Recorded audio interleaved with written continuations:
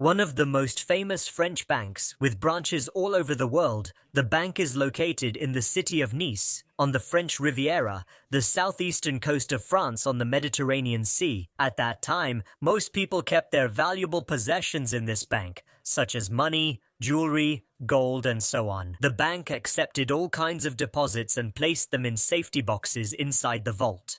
Customers were completely confident that their possessions were safe, as the bank had one of the largest and strongest vaults in France. However, what happened on Monday, July 19th, was something that had never happened before. The day started like any other. All the employees took their seats to begin a normal workday. There was nothing strange to indicate that something unusual was about to happen. Everything was fine until the bank manager and some employees tried to open the vault to release the funds for transactions. The customers opened the main vault door normally, but the inner door remained locked, and they couldn't open it. They stayed calm. This wasn't the first time the door malfunctioned. It's a steel door that's 75 years old and weighs more than 20 tons, so dealing with such issues was common. But the problem was that many customers were gathered in front of the bank, waiting for the staff to open the door so they could carry out their transactions. The bank manager called the vault manufacturing company, which was also responsible for its maintenance. A few minutes later, the company representative arrived to work on the locking mechanism and repeatedly tried to open it, trying to figure out why the door was malfunctioning. After a while, the expert discovered that the lock was working fine. However, the door remained closed, and there were no signs that the door had been forced. The expert brought all the tools and continued trying to figure out why the door was malfunctioning. At the same time, frustrated customers began gathering around the bank, growing increasingly impatient. They started to worry. They wanted their money. They wanted access to their belongings, and no one told them why they had to wait. Anxiety was spreading everywhere. The experts' attempts to solve the mystery of the lock mechanism yielded no clues. Despite the help of additional staff sent by the manufacturing company, they couldn't even figure out what was happening.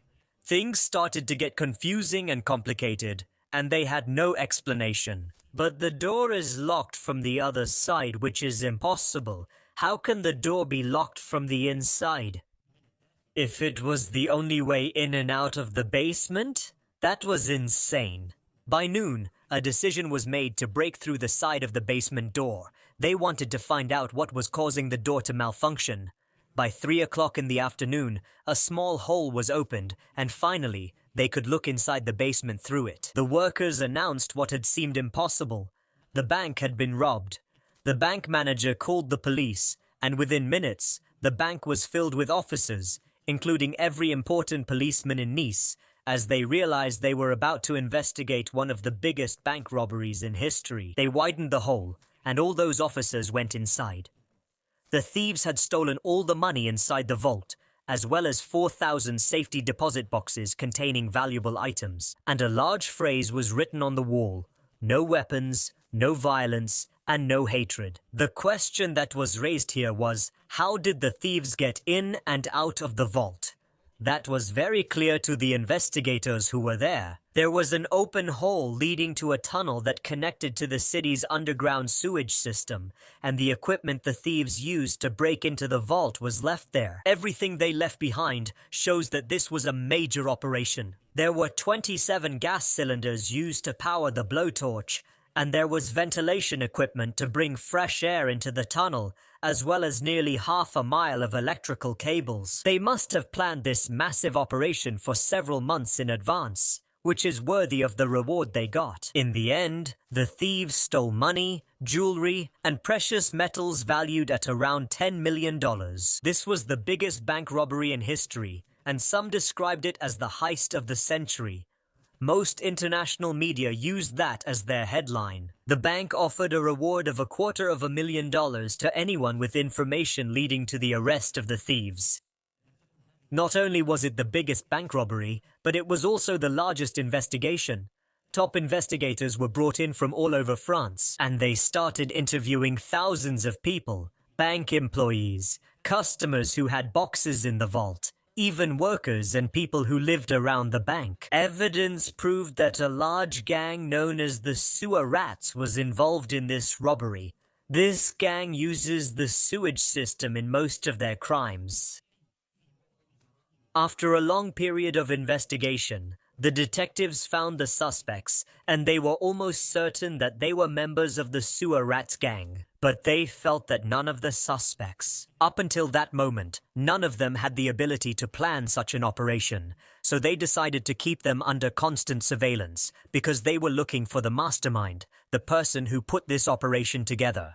A tip about the thieves came in the early days of October, when two men who were under surveillance went to a local bank and tried to sell gold bars. The bank employee traced the serial number of the gold bars and saw that they matched those stolen from the bank.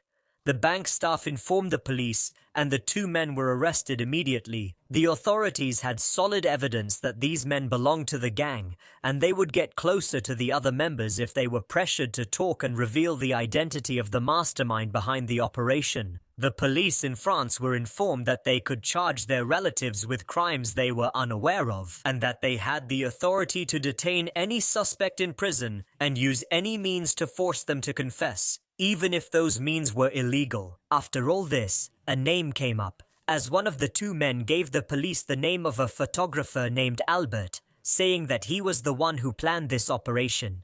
The police immediately went to the photographer and told him everything they had. The man was extremely shocked and told them that he knew nothing about it. The police officers felt hopeless because he didn't fit the profile either, and he seemed completely innocent. And when asked about him, many people said that he lived a simple life as a photographer, and he was known as a charming and romantic person, and above all, he was loyal, especially to his wife. The couple preferred to live in the countryside, away from the noise of the city, so it was strange for the police officers that such a simple man would plan a bank robbery, but he was detained nonetheless, and the investigators started questioning him again, and the man kept insisting that he was innocent. The investigations continued for hours and hours, and the police officers tried every trick they knew to get a confession, both legal and illegal, but the photographer remained calm. While Albert was being interrogated, the police raided the hut he shared with his wife and found illegal weapons and bombs, which gave the police the upper hand in the interrogation. As mentioned earlier, the police had no problem using illegal methods to get the confession they wanted. They threatened him that they would charge his wife with possession of firearms and put her in prison for many years, because they were absolutely certain that Albert loved his wife very much and would not allow them to arrest her. At that moment, Albert was forced to reveal the truth to the police to save his wife. He confessed that he was the mastermind behind this operation and gave them a detailed statement about how it was planned. He said the idea came to him 2 years ago, when one of his neighbors who worked at the bank told him that the vault did not have an alarm system. Albert went to the bank and rented a safe deposit box. The bank allowed safe deposit box holders the right to enter the vault without guards, to give them a kind of privacy while placing their belongings in their boxes. Albert entered the vault with his camera and started photographing every corner of the vault, taking extensive notes. There were thousands of safe deposit boxes inside the vault, so he needed a plan that would allow him to stay for a long time without being noticed, so he could break all the locks, or most of them. Albert believed that the success of the plan depended on the comfort of the workers, so he did his best to make them comfortable. After 9 weeks in the early days of July, they finally reached the cellar wall. Everyone was happy, except Albert, who knew there was still a lot of hard work ahead of them. They still had to break through a reinforced concrete wall that was 12 inches thick. That wasn't easy, but they needed heavy hammers and drills to break through the wall. Albert was afraid that drilling with such equipment would be heard, so he went to the digging area and asked them to start drilling. His fears proved to be unfounded.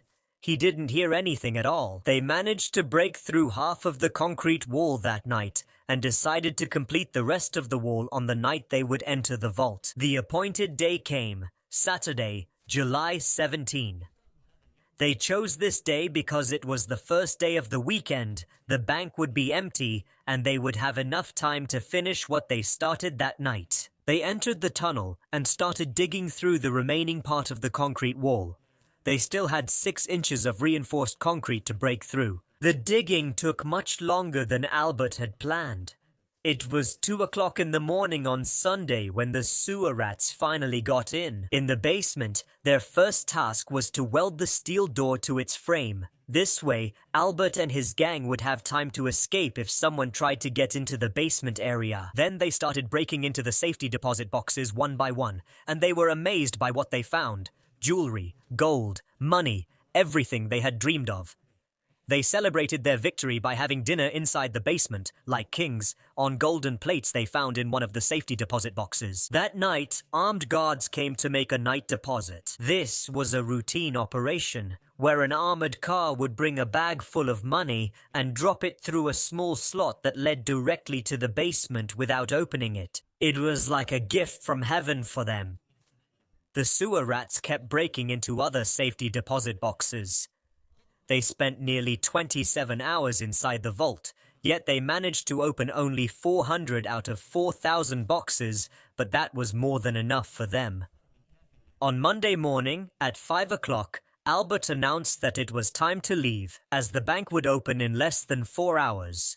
But before leaving, Albert took a spray paint can, and he wrote the famous phrase on the wall, "No weapons, no violence, no hatred."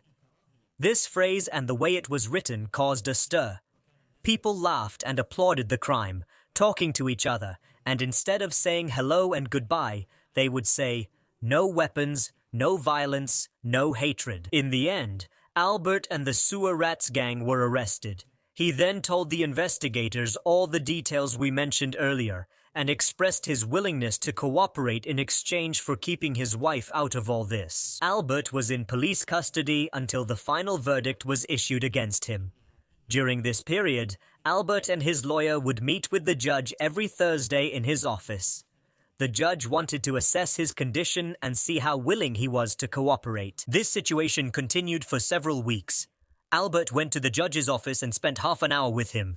He was very cooperative, and everyone expected that he would receive a reduced sentence. In the last meeting, before his trial, Albert went to the judge's office as usual and started talking about the theft. And he gave the judge 3 pieces of paper containing drawings of Nice's sewage system and began to explain what happened, how he planned the operation, and where they started digging. But the judge started to look confused, and Albert offered to help him. Albert took advantage of the judge's confusion, quietly got up from his seat, stood behind the judge's chair, and began to explain to him in more detail. "We started from here, did this and that and this, and finally we reached there." The judge was focused on Albert's words while looking at the map. Then suddenly Albert turned his body toward the window behind the judge's desk, jumped out of it, and left the judge and the lawyer in astonishment, unable to understand what had happened. The judge's office was on the first floor, which made it easy for Albert to jump onto the roof of a car that was parked under the window. As soon as he jumped, his friend was waiting for him on a motorcycle, and they escaped. Since that day, Albert disappeared. The police were unable to find him or the stolen goods because he did not reveal any information leading to them during the investigation. However, they said he sent $600 in cash to the owner of the car he landed on. Albert spent the rest of his life sending provocative photos and messages to investigators through the media, newspapers, and magazines. Unfortunately, his wife, whom he loved very much, decided not to share his life on the run. She stayed in Nice, where she continued working as a nurse.